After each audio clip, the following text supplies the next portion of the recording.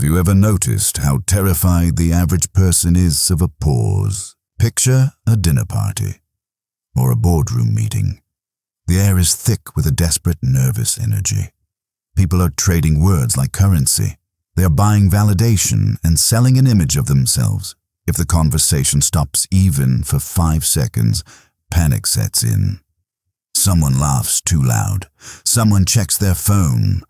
Someone makes a pointless comment about the weather just to kill the silence. They are terrified of the void. But then look at the person in the corner, the one who isn't frantic, the one who isn't rushing to fill the dead air. They are watching, they are listening, and most importantly, they are comfortable. To the insecure mind, this person is terrifying. To the foolish, this person is arrogant, aloof, or cold. But to the psychologist and to the student of the Stoics, this person is exhibiting the highest form of intelligence. They have mastered the art of the silent refusal. We live in a culture that rewards noise. We are taught that to be heard is to exist. But highly intelligent people operate on a different frequency. They possess habits, silent, subtle behaviors that do not just separate them from the herd. They actively irritate the herd. Why? Because their silence acts as a mirror. When a fool encounters a wise person, they don't see the wise person. They see a reflection of their own insecurity. Today, we are dissecting the psychology of this friction. We are looking at 8 silent habits of high intelligence that unsettle the average mind. This is not a guide on how to be liked.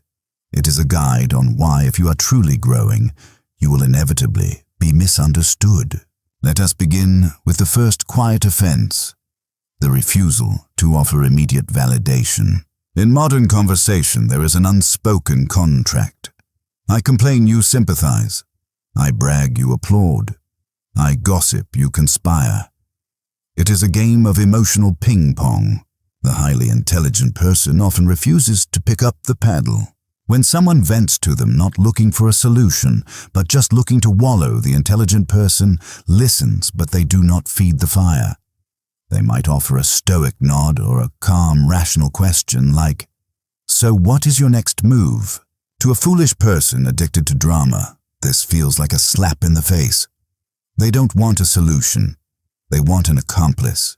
This habit is rooted in what the Stoics called apatheia, not apathy, in the modern sense of not caring, but the state of being composed and not swept away by the passions of others.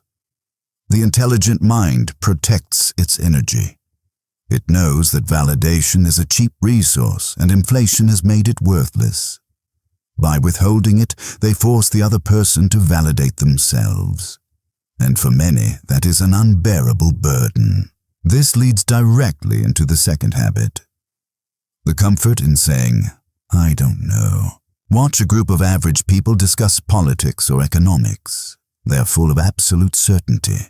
They recite headlines they haven't read and opinions they haven't vetted.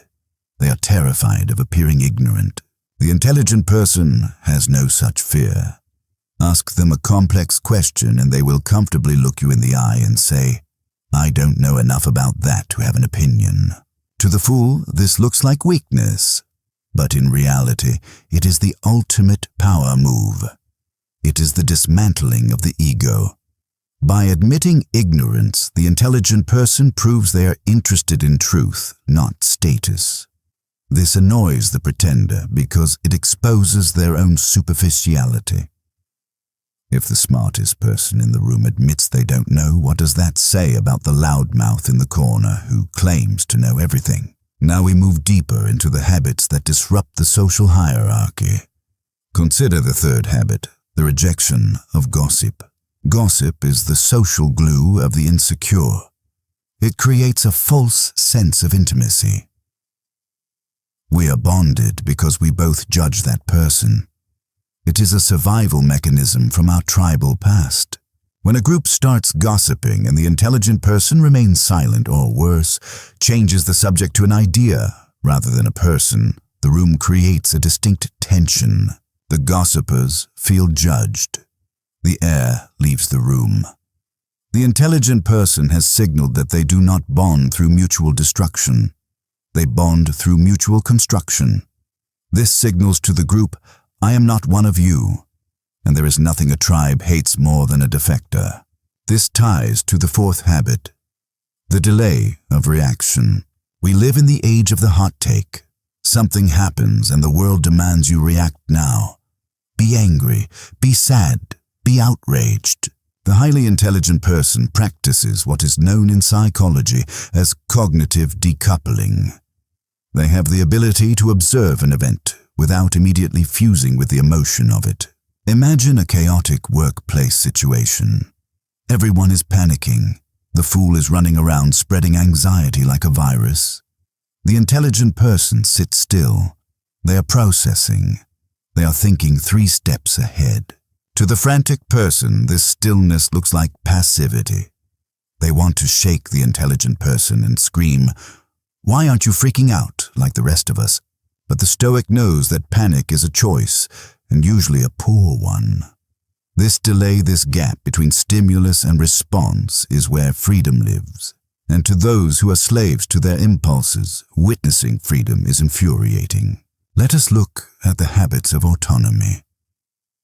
Habit 5. The preference for solitude over low-quality company. Most people view solitude as a condition to be cured. They equate being alone with being lonely or unwanted. For the highly intelligent, solitude is the laboratory of the mind. It is where the real work happens. When they decline an invitation to a loud bar or a superficial gathering, they aren't being antisocial. They are being pro-self. This annoys people because it is interpreted as rejection. "You think you're better than us?" they ask. The answer, often unspoken, is no. I just value my time more than you do. This connects to habit 6, the ruthlessness of the word no. Foolish people say yes because they fear missing out or disappointing others. They dilute their focus. The intelligent person treats their time like a non-renewable resource. They say no to almost everything so they can say a massive, focused yes to the things that matter. This boundary setting is often viewed as selfishness. But in the psychology of high performance, it is essentialism. You cannot build a legacy if you are busy building everyone else's dreams. This brings us to the 7th habit, perhaps the most unsettling of them all, the refusal to explain oneself. We are conditioned from childhood to provide excuses. If we are late, we invent a story about traffic. If we decline a dinner invite, we fabricate a prior engagement. We are terrified of simply stating a fact without wrapping it in an apology. The highly intelligent person understands a psychological law: whoever is explaining is losing. When they make a decision, whether it is to fire a client, leave a relationship, or change a strategy, they state the decision clearly, and then they stop talking. They do not offer a paragraph of justification. They do not beg for you to understand their reasoning. This silence creates a vacuum. The foolish person, faced with this lack of explanation, begins to project their own insecurities into the gap. They scramble to fill the silence, often revealing their own hand in the process. To the insecure, an unexplained decision feels like an insult. But to the Stoic, it is simply boundaries in action.